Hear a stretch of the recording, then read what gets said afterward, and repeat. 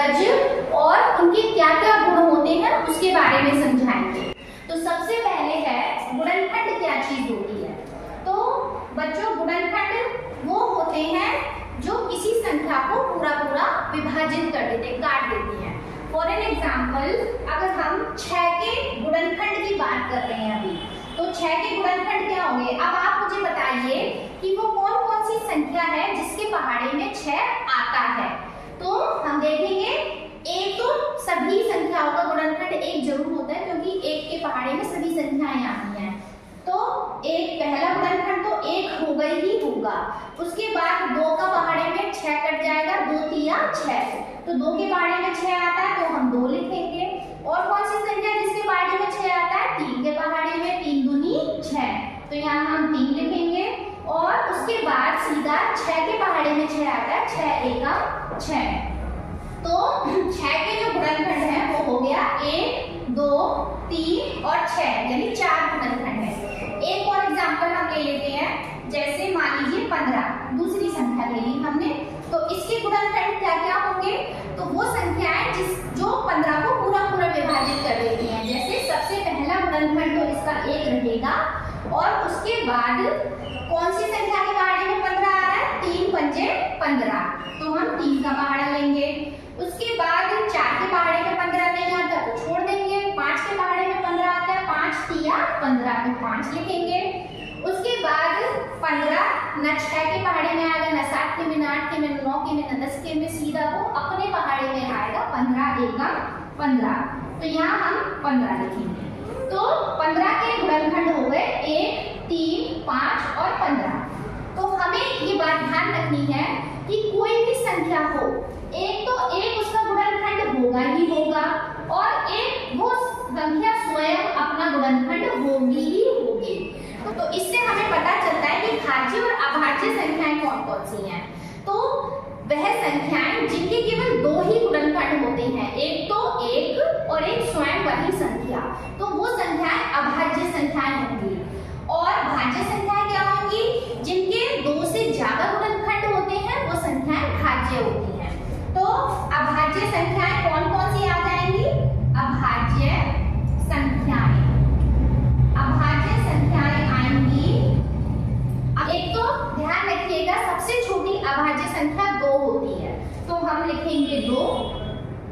उसके बाद 3 अभाज्य संख्या, 3 किसी पहाड़े में नहीं आता, अपने में आएगा या केवल 3 के पहाड़े में आएगा, तो 3 एक अभाज्य संख्या है।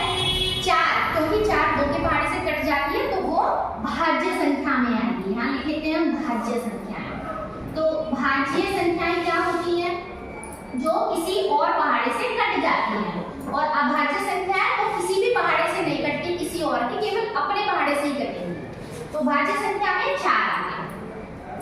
इसमें अभाज्य संख्या में 2 हो गया, 3 हो गया, 4 भाज्य में चला गया, 5 अभाज्य है, किसी से नहीं कटता, 6 भाज्य है, कट जाएगा 2 से 3 से, 7 अभाज्य है। इसी तरीके से हम भाज्य और अभाज्य संख्याओं को पता कर लेते हैं कि कौन सी संख्या भाज्य है और कौन सी अभाज्य है। आगे चलते हैं, आगे है गुणज। तो गुणनखंड हमने देख लिया, अब हम देखेंगे कि गुणज क्या होते हैं। तो गुणज वो संख्याएं होती है, किसी भी संख्या में 1 से 2 से प्राकृतिक संख्याओं से अगर हम गुणा करें तो उसके गुणज मिलते हैं। जैसे 6 में अगर हम 1 से गुणा करें, 6 में हम 2 से गुणा करें, 6 में हम 3 से गुणा करें, 6 में हम 4 से गुणा करें, 6 में हम 5 से गुणा करें, तो इस तरह से प्राकृतिक संख्याओं से गुणा करते हुए जो हमें संख्याएं मिलती हैं उसे गुणज या फिर मल्टीपल्स या अपवर्त्य कहते हैं।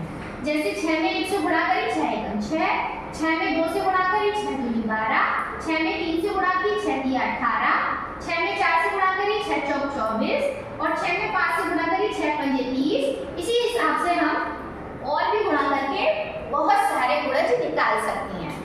तो आगे हम सीखेंगे कि उभयनिष्ठ गुणनखंड क्या होते हैं और उभयनिष्ठ गुणज क्या होते हैं। पेपर में आपसे 2 संख्याएं पूछेगा कि बताओ इन दोनों संख्याओं के उभयनिष्ठ गुणनखंड क्या होते हैं या उभयनिष्ठ गुणज क्या होते हैं। तो फॉर एन एग्जांपल हम 2 संख्याएं ले लेते हैं कि बताओ 24 और 36 के उभयनिष्ठ गुणनखंड कौन कौन से हैं। तो उसके लिए क्या करेंगे, सबसे पहले वो संख्याएं देखेंगे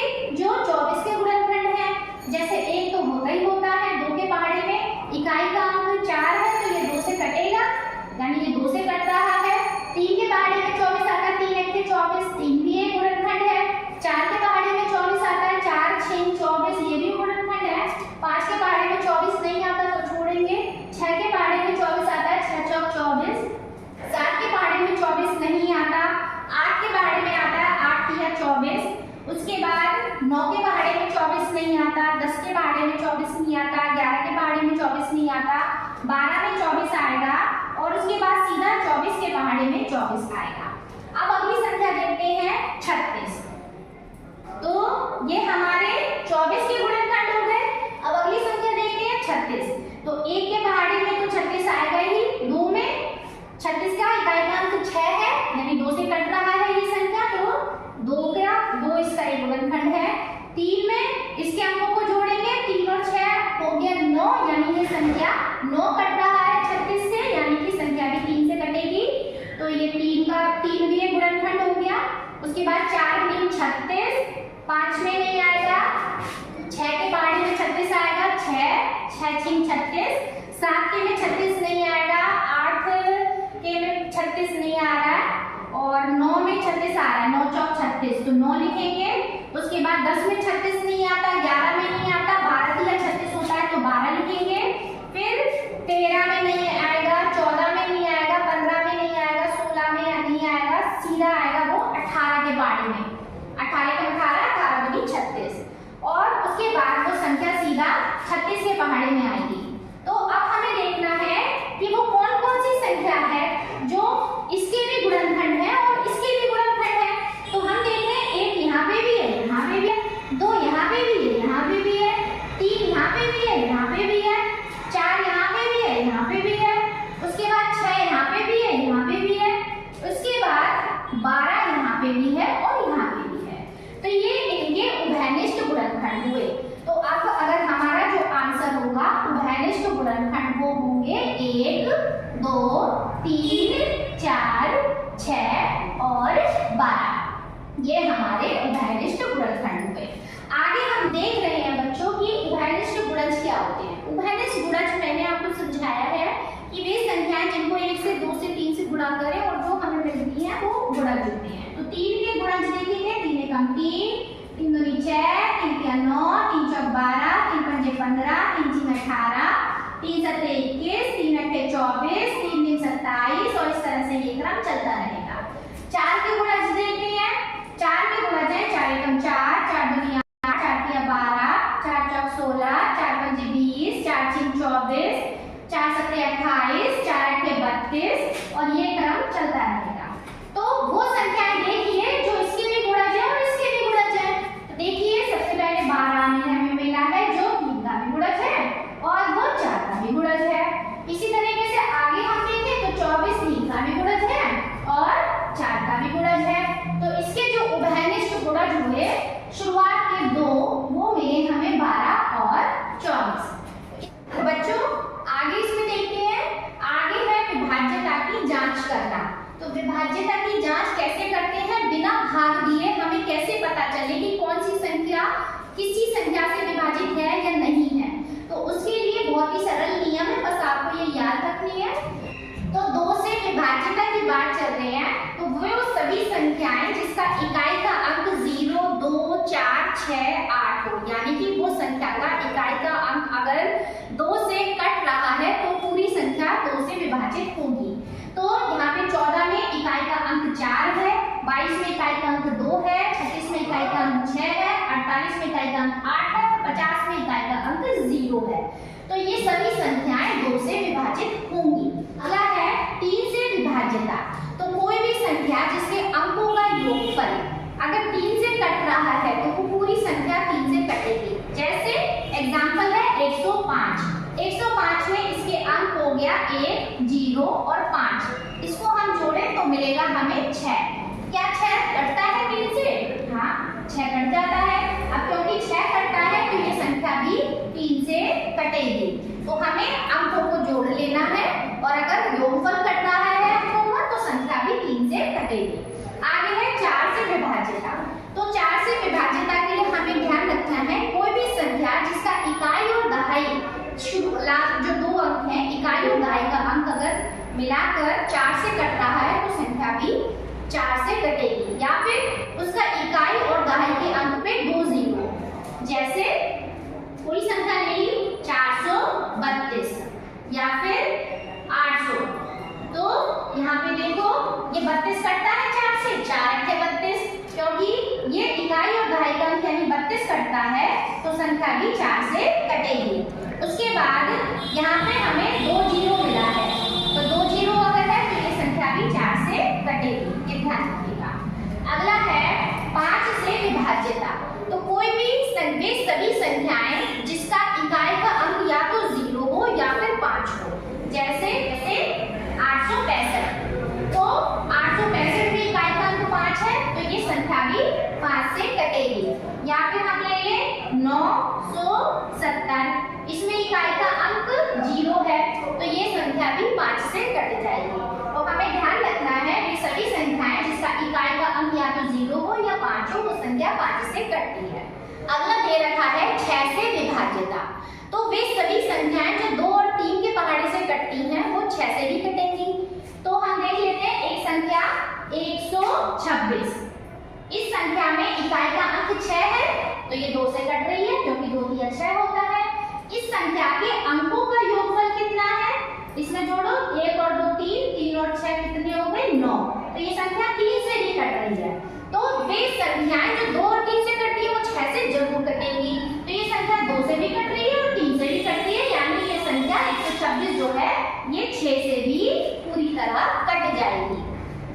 अगला है 8 से विभाज्यता की जांच करना। तो 8 से विभाज्यता की जांच करने के लिए हम देखते हैं इकाई, दहाई और सैकड़ा का अंक। किसी भी संख्या का इकाई, दहाई, सैकड़ा का अंक मिलाकर अगर वो 8 के पहाड़े से कट रहा है या फिर उसके इकाई, दहाई और सैकड़ा के तीनों अंक 0 हैं तो वो संख्या 8 से कटेगी। जैसे 14,872, इसमें इकाई, दहाई, सैकड़ा पे है 872। तो 872 को अगर हम काट के देखें 8 के पहाड़े से 8 एकम 8 और उसके बाद 0 लगा देंगे क्योंकि दो संख्या एक साथ ले रहे हैं और 8 निम 72। तो ये संख्या इकाई, दहाई, सैकड़ा का अंक 8 से कट रहा है तो ये संख्या 8 से विभाजित होगी। या फिर अगर ये 14,000 में आगे हम 3 जीरो और लगा दें इकाई, दहाई, सैकड़ा पे हम 0 कर दें तो भी वे संख्याएं सभी संख्याएं 8 से विभाजित होंगी। तो आगे हम देखते हैं बच्चों की संख्याएं 9 से कब विभाजित होती हैं। तो कोई भी संख्या, जैसे हमने देखा था 3 में अंकों का योगफल 3 से कटता है तो संख्या 3 से कटेगी। उसी तरह से हमें याद रखना है कि अंकों का योगफल अगर 9 से कट रहा है तो संख्या 9 से कटेगी।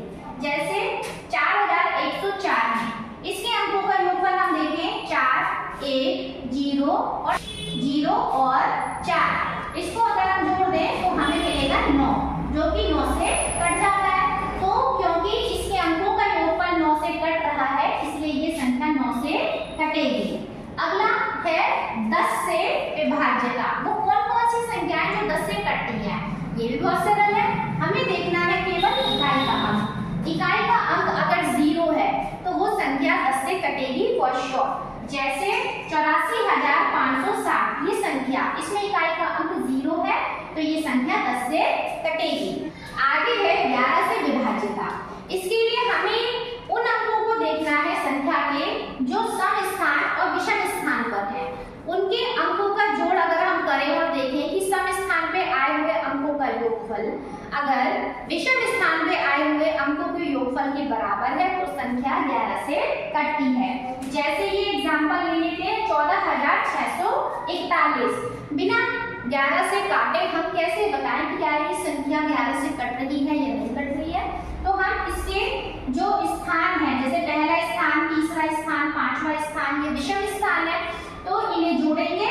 तो ये देखो हमने विषम स्थान जोड़ लिए। पहले विषम स्थान में जो अंक आए हैं वो कौन कौन से आए हैं, 1, फिर 6 और 1, 1, 6, 1, ये कितना आया 8। तो अब ये 8 आ गया। अब हम इसके बाद सम स्थान, इसके जो अंक आए हैं यानी दूसरे, चौथे और छठे, 8वें, इस तरीके से जो भी स्थान आ गया उनके अंकों को जोड़ेंगे। तो दूसरा स्थान पे 4 है और चौथे स्थान पे भी 4 है। तो हम 4 में 4 को जोड़ें तो ये कितना आ गया 8। तो सम स्थान पे जो अंक आए उनको जोड़ा, विषम स्थान पे जो अंक आए उनको जोड़ा, ये दोनों ही बराबर है यानी ये संख्या 11 से विभाजित ये हमें ध्यान रखना है। धन्यवाद।